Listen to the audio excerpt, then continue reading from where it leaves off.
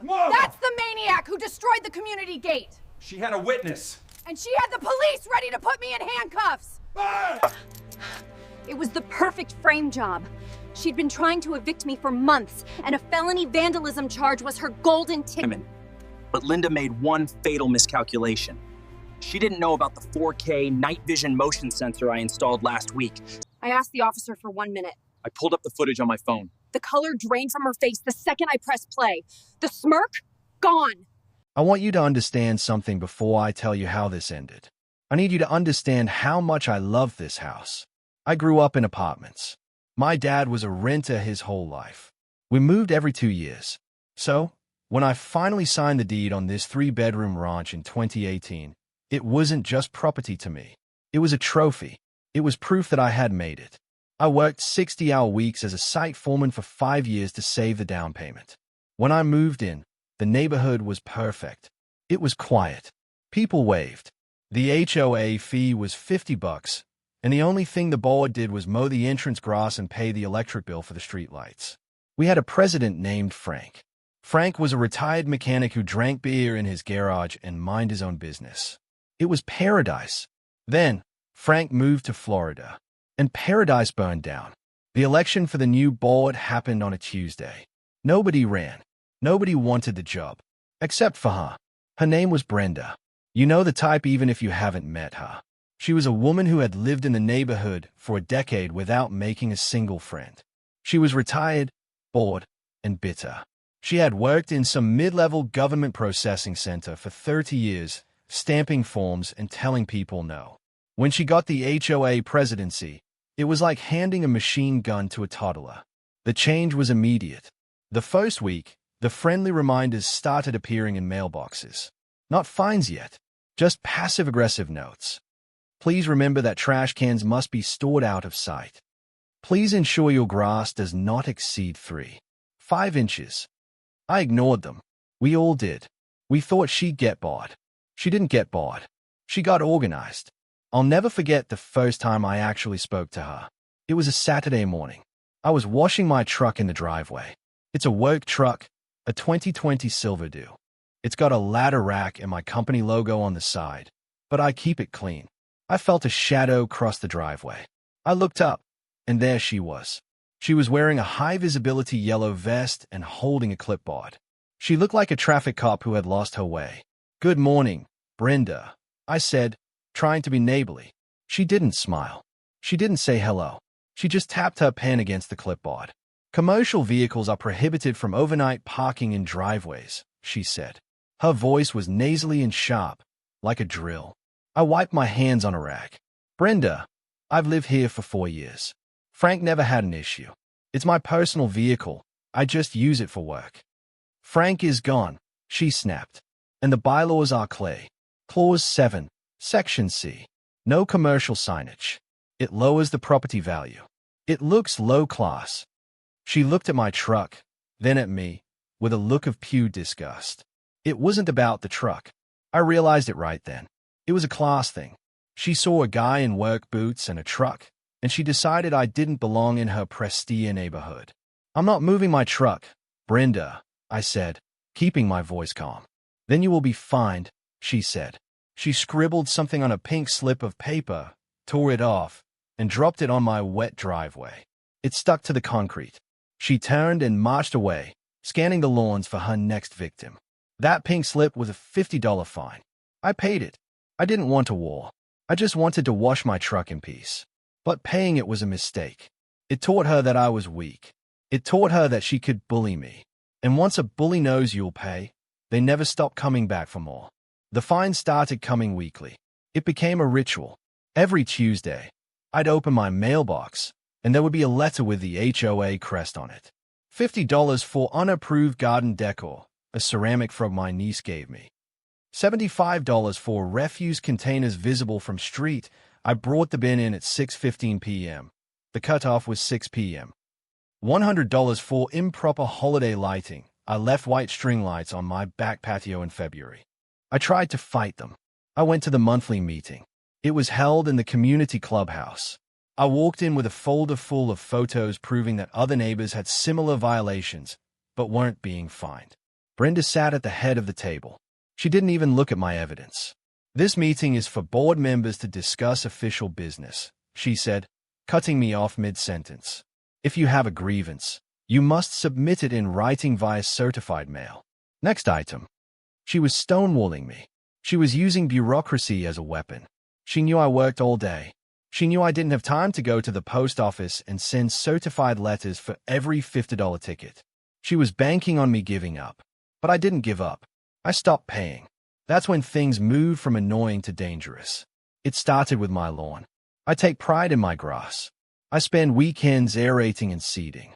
One morning in May, I walked out to get the paper and saw a giant brown patch in the middle of my front yard. It wasn't disease.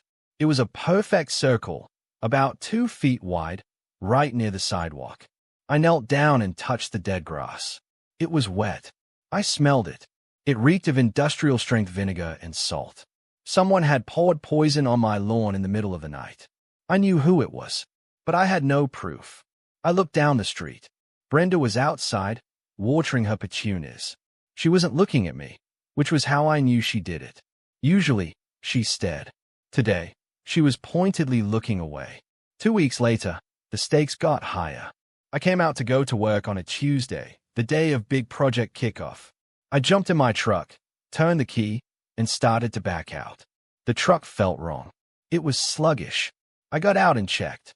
Both tires on the driver's side were flat. Not low. Flat. I crouched down to inspect them. There, in the sidewall of the rear tire, was a clean, vertical slice. Someone had taken a knife or a box cutter and stabbed it. Sidewall damage can't be patched. That was $600 worth of rubber, destroyed in seconds. I stood up, my blood boiling.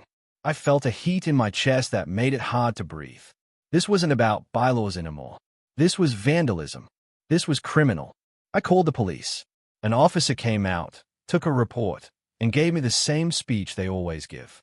Without a witness of video, there's nothing we can do. Probably just kids causing trouble. "It's not kids," I told him, pointing down the street. "It's the HOA President. She's been harassing me for months." The cops sighed. "So, unless you have her on tape slashing the tire, I can't arrest an old lady based on a hunch. Get some cameras. Get some cameras." That advice saved my life. I took the day off work. I didn't just go to Best Buy and get a cheap doorbell camera. I went to a specialty security shop. I bought a 4-camera system with hardwired power, 4K resolution, and, most importantly, Starlight night vision sensors that turn pitch-black darkness into clear, bright video. I spent the next 2 days crawling through my attic, running wires. I wanted these cameras to be invisible. I mounted one inside the vent of my garage, looking down the driveway. I hid one inside a birdhouse hanging from the oak tree, facing the street. I put 2 tiny pinhole cameras in the entryway. I set the sensitivity to maximum. I set the recording to 24/7 continuous. I was done playing the victim. I was done writing letters. I had built a digital fortress. I sat in my living room, watching the monitors. I felt like a spider sitting in the center of a web. I knew she couldn't help herself. I knew she would come back. Her ego was too big. She needed to win. She needed to break me. But she didn't know that I was watching. She didn't know that the next time she stepped foot on my property, or the next time she tried to hurt me, she was going to be the star of a 4K movie that would ruin her life. I just had to wait. The waiting was the hardest part. I spent 3 weeks living in a state of high-functioning paranoia. Every time a car drove by slowly, I checked the monitor. Every time a dog barked, my heart hammered against my ribs. I was sleeping 4 hours a night. Brenda was in my head, and she knew it. The neighborhood was tense. You could feel it. Brenda had ramped up her patrols. She wasn't just targeting me anymore. She was writing fines for everyone. The whole street was on edge. But I knew I was her whale. I was the one she wanted to mount on her wall. It all came to a head on the 4th of July weekend. The HOA had just finished a massive, expensive renovation of the community clubhouse entrance. Brenda had pushed this project through the board without a vote. She spent $15,000 of our reserve funds on 2 massive, stone-lined statues. They were hideous. They looked like something you'd see outside a cheap casino in Atlantic City. But Brenda was obsessed with them. She sent out a newsletter calling them a symbol of our community's prestige. She actually held a ribbon-cutting ceremony for them. Only 3 people showed up. I drove by in my truck and saw her glaring at me as I passed. I didn't stop. I just went home and parked. That night, the neighborhood was loud. Fireworks, parties, kids running around. It was the perfect cover for chaos. I went to bed around midnight. I checked the cameras one last time.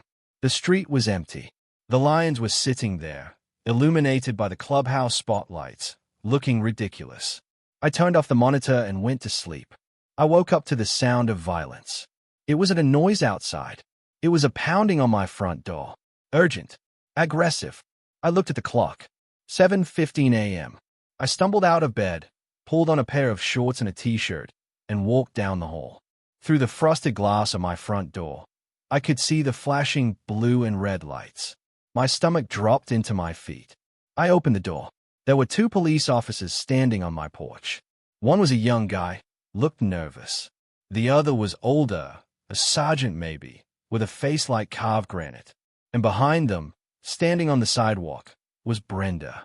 She was putting on the performance of a lifetime. Her hands were covering her mouth. She was shaking. She looked like she had just witnessed a murder. "That's him," she screamed as soon as she saw me. Her voice cracked dramatically. "That is the man. I saw him. I saw him do it." The older officer stepped forward. He didn't smile. He didn't say good morning. "Sir, step out onto the porch, please. Keep your hands where I can see them."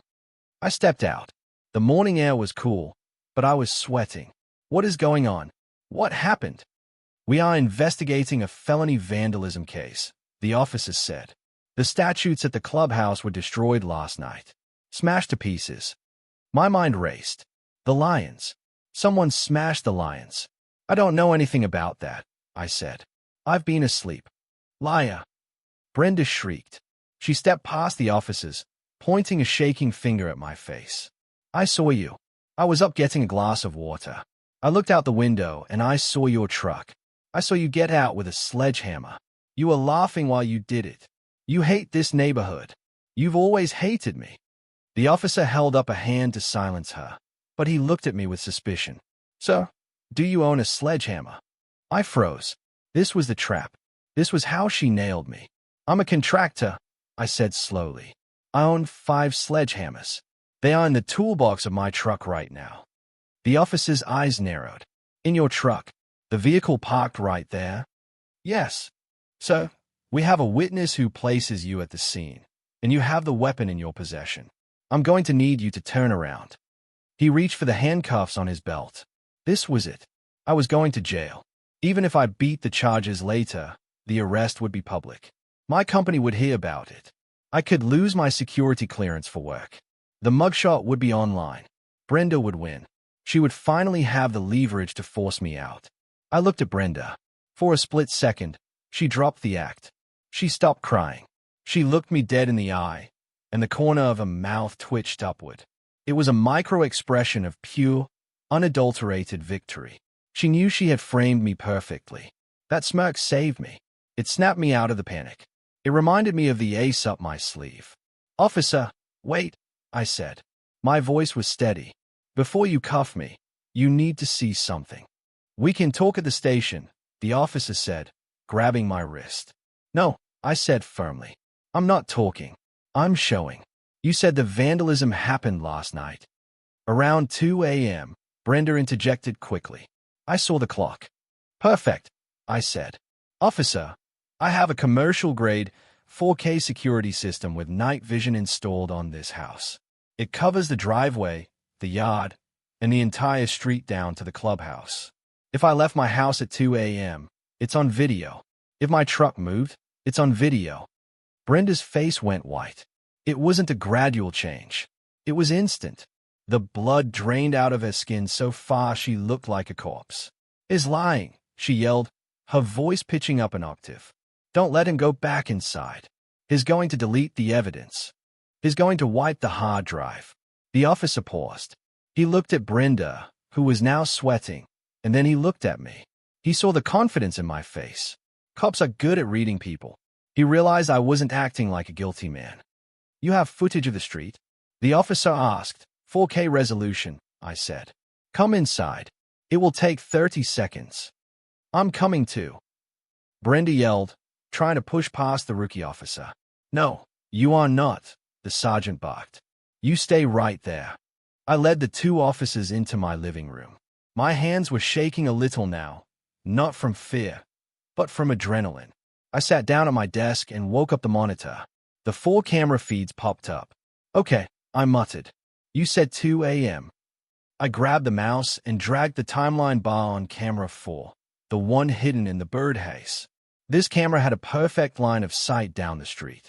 I clicked to 1:55 a.m. The street was empty, green and silent in the night vision. We watched. 1:58 a.m. 1:59 a.m. See? Brenda yelled from the open front door. Is wasting time.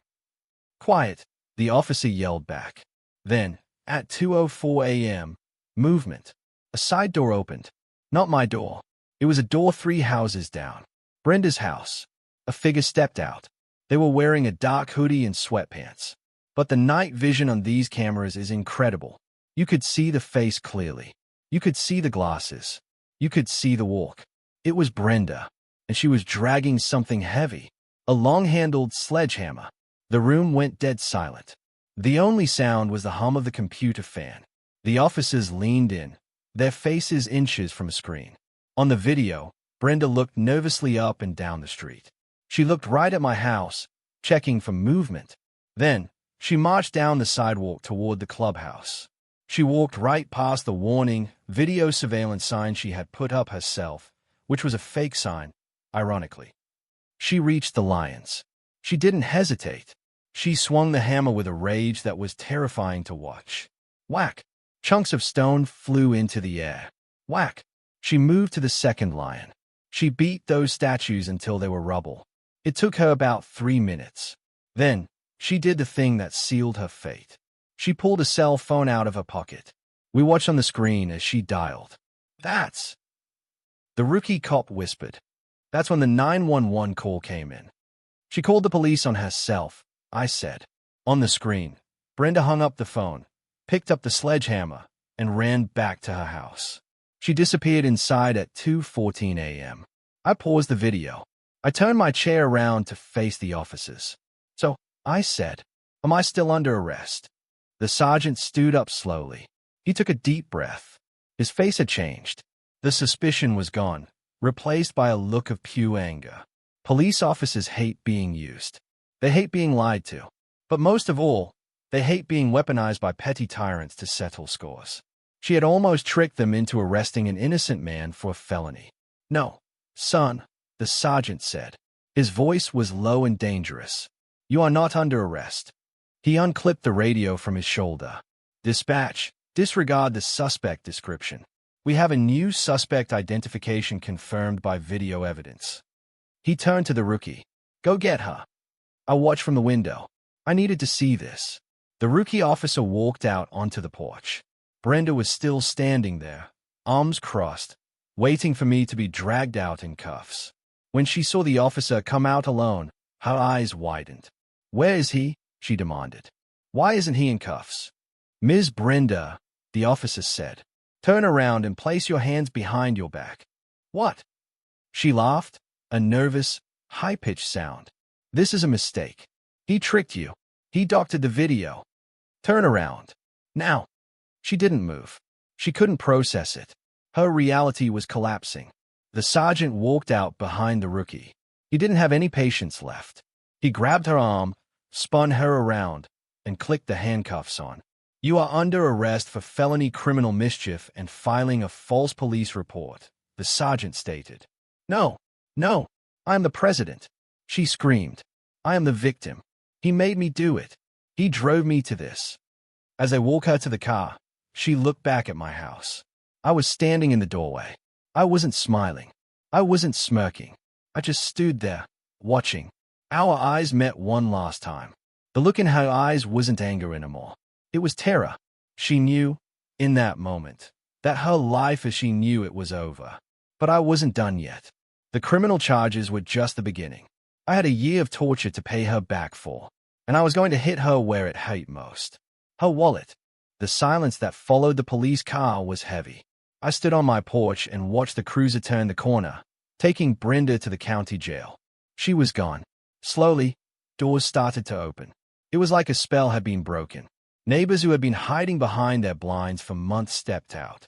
Stan, the older guy from across the street, walked over to the edge of his driveway. He looked at the empty space where the police car had been. Then he looked at me. He just nodded. It was a nod of respect. It was a nod that said, "You actually did it." But I wasn't celebrating yet. I knew how the system worked. Brenda would make bail. She would hire a lawyer. She would try to spin this. She would claim stress or medical issues, or she would try to find some technicality to get the video thrown out. I went back inside. I didn't go to sleep. I made a pot of coffee and I called my lawyer. It was Saturday, but he picked up. "Did they arrest her?" he asked. "Felony criminal mischief and filing a false police report," I said. "Good," he said. "That's the criminal side. Now, let's talk about the civil side. You want to hurt her? We don't wait for the DEA. We file immediately." "I want everything," I told him. "I want to sue for defamation of character, malicious prosecution, emotional distress, harassment, and I want reimbursement for every single tire, plant, and fine she levied against me." We filed the lawsuit on Monday morning. We served her papers the moment she walked out of the jail after posting bail. But the real blow didn't come from me. It came from the beast she had created. That Tuesday, I walked to the community clubhouse. There was an emergency board meeting. Usually, these meetings were empty. Tonight, there was standing room only. Every homeowner in the subdivision was there. The rumor mill had been working overtime. Everyone knew Brenda had been arrested, but nobody knew the details. They were confused. They were scared. I walked to the front of the room. The vice president, a terrified little man named Gary, was trying to maintain order. "We need to wait for Brenda," Gary squeaked. "She is still the president." "No, she isn't," I said. My voice carried to the back of the room. I didn't yell. I just plugged my laptop into the projector system. "You all know me," I said to the room. "I'm the guy with the work truck. The guy Brenda has been fining into oblivion for a year. You all got the email saying I vandalized the Lions. You were told I was a criminal." I hit the spacebar. The video played on the massive projection screen behind me. The room gasped. It was a collective sound of shock. They watched their HOA president, the woman who measured their grass with a ruler, dragging a sledgehammer down the street like a slasher villain. They watched her smash the statues that their Jews had paid for. When the video ended, the room was dead silent. Then, a woman in the back stood up. It was Mrs. Higgins, the sweetest lady on the block. "She used our money to buy those," Mrs. Higgins said, her voice shaking with rage. "And then she broke them and tried to blame you. She cost this HOA $15,000, I said. "And if she stays on the board, she's going to cost you a lot more. Because I am suing her. And if the HOA defends her, I will sue the HOA too."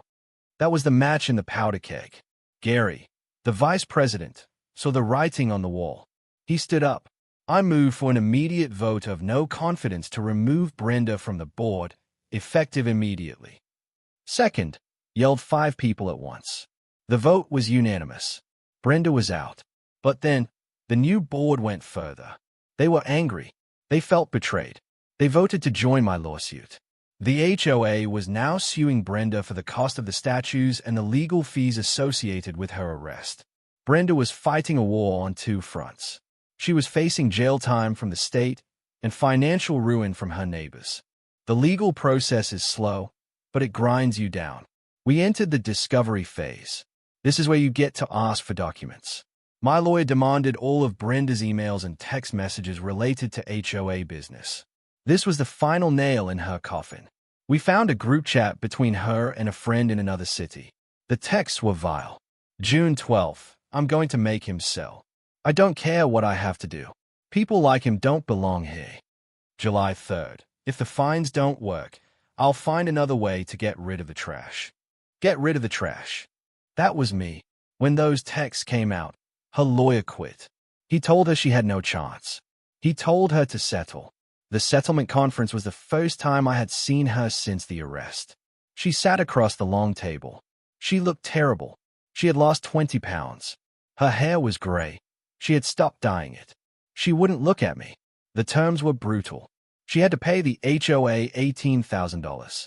She had to pay me $65,000 for damages, legal fees, and distress. She had to issue a public apology to the neighborhood. She signed the papers with a shaking hand. She didn't have the money. I knew she didn't. She was retired. Her wealth was tied up in her house. 2 weeks later, the for sale sign went up in her yard. It wasn't a standard sale. The market was soft, and she needed cash fast to pay the judgments before we placed liens on the property. She had to price it to move. She ended up selling the house for $40,000 under market value. After paying off her mortgage, the agent fees, and the settlement money to me and the HOA, she walked away with almost nothing. The day she moved out was a Tuesday in October. It was a crisp, beautiful autumn day. I was working in my garage. I had the door open. I saw the moving truck pull away. Brenda was the last one to leave. She walked out of her front door, carrying a small box of personal items. She locked the door and dropped the keys in the lockbox. She turned around and saw me. I was leaning against my truck. The same truck she tried to ban. The same truck she slashed the tires of. She stopped. For a moment, I thought she was going to come over. I thought she was going to scream, or curse, or maybe even apologize. But she didn't. She just looked at me with a hollow, defeated expression. The arrogance was gone. The power was gone.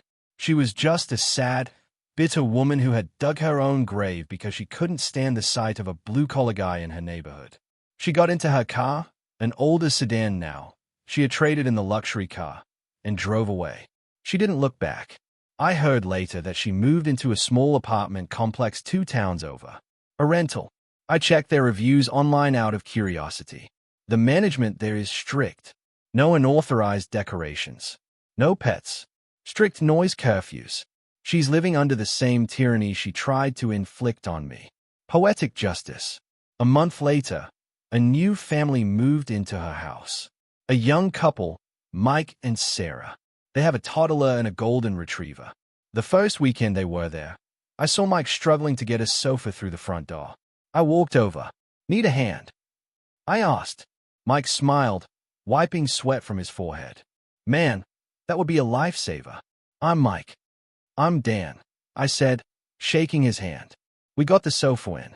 Afterward, we stood on the porch, drinking cold beers. Great neighborhood, Mike said, looking down the quiet street. We heard there was some drama with the last owner, though. The realtor was kind of vague about it. I took a sip of my beer and looked at the birdhouse in my oak tree, where the camera lens was still glinting in the sun.